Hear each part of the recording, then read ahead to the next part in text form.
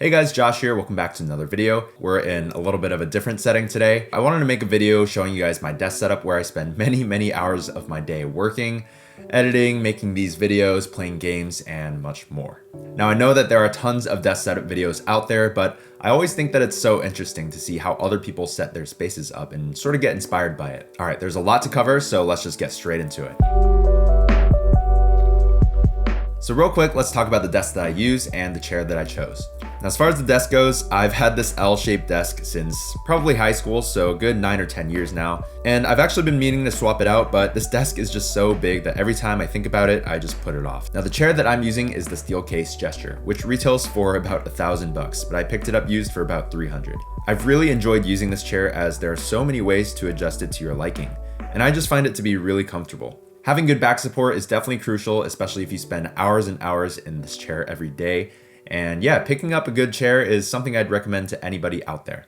All right, let's get to the juicy stuff. How did I set up my desk? Basically, the left side is for work and the right side is for gaming. Starting over on the work side, everything is powered by my 27-inch iMac, which handles all of my day-to-day stuff from emails and Zoom calls to heavy editing and color grading. And as you can see, the iMac almost looks like it's floating. As you guys may or may not know, the iMac is actually attached to this stand that you can't take off. So no, I haven't magically found a way to take that stand off and make it work. Rather, it's actually just sitting on top of an aluminum box that I picked up on Amazon, which elevates the iMac and allows me to slide this shelf from grovemade underneath to achieve this floating look. On top of the iMac is the BenQ Screen Bar Plus. This is a great way to illuminate the area in front of your monitor without needing a desk lamp. I love that it saves space, and it's always the first thing that I turn on whenever I sit down at my desk. The Plus version, which I have here, comes with this knob that allows you to turn the light on and off, change the brightness, as well as color temperature. As far as speakers go, right next to my iMac are the Audio Engine A2 Pluses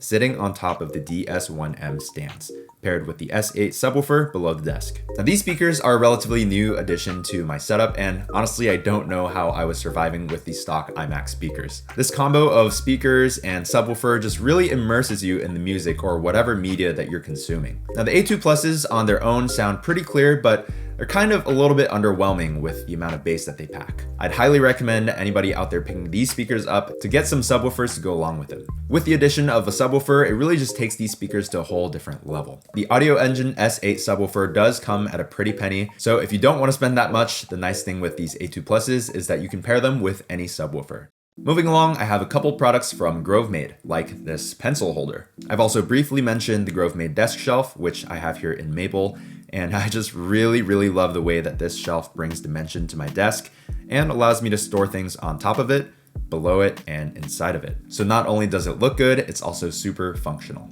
Here you can see my AirPods and notebook, as well as some other miscellaneous items that I keep in this optional desk tray that you can get. Below the shelf, I keep a couple more items like this USB hub I got from Amazon, as well as a 15-watt wireless charger by Nomad. To finish it off on my work side, I have this matte black desk pad with the only peripherals I use, the Magic Keyboard and mouse that came with my iMac. Pretty basic. Okay, before we move on to the gaming side, I just wanted to say that if you're enjoying the content and want to support the channel, make sure to hit that like button and consider subscribing. A goal that I'm trying to hit is 100K, and if we can do it by the end of the year, that would be amazing, but if not, let's just keep going. So yeah, feel free to hit that subscribe button if you haven't already, and with that out of the way, let's get back to the video. Okay, moving on over to the fun side, the gaming side. Now on this side, the centerpiece has got to be my PC, which I recently built.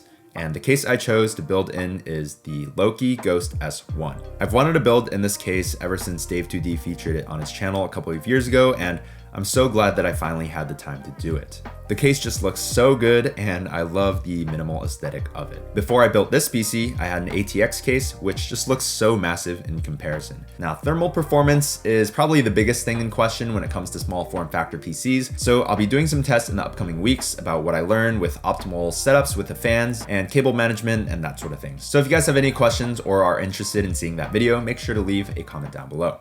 As far as peripherals go, my keyboard is the Logitech G Pro, which I've owned for about 4 years now. It's worked really well for me, and I actually really enjoy the Romare G switches on them. I really like the functionality and design, although since the keycaps aren't PBT, they do get nasty pretty quick and need to be cleaned fairly often. As far as my mouse goes, I recently switched over to the Ponage Ultra Custom Ergo. Now this was sort of my first experience with a super light mouse, and at 62 grams, it's definitely a noticeable difference coming from the G403 and 703, which weighed about 100 grams. The feet on the bottom are super smooth and make it really easy to make small adjustments as well as large movements. It's also fully customizable, so if you want to swap out any of the honeycomb parts for a solid shell, you can.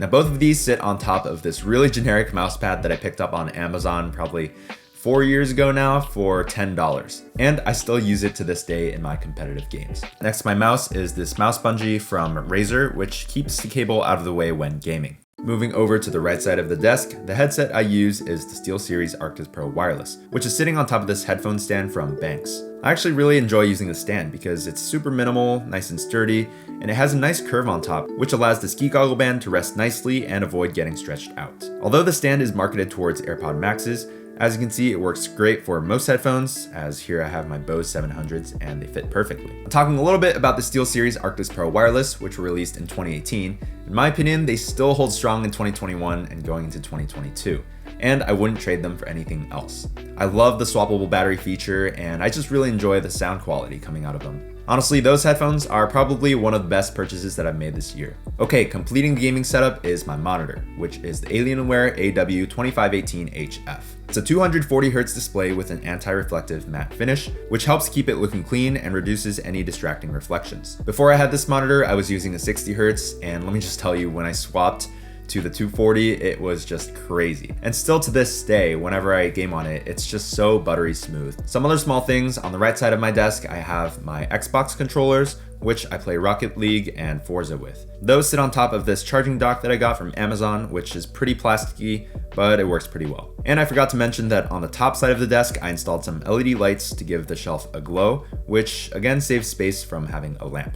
But yeah, this is where I do all of my gaming, and I don't have any speakers on this side because I'm usually talking to my friends on Discord, and using speakers just doesn't work with the feedback. So if you're one of those people out there gaming with speakers and just torturing your friend's ears, please, for the love of God and your friend's ears, get a pair of headphones and your friend will thank you. One other product that I'll throw out there that I've been using a lot is this tiny little vacuum by Bridgie. Cleaning is definitely important, and the thing you may notice with any black surface is that dust is way more noticeable on them. So I'll usually take this vacuum out and clean up any surfaces once or twice a week. What's awesome about this one is that it also functions as an air duster, which allows me to get into tiny spaces and blow dust out.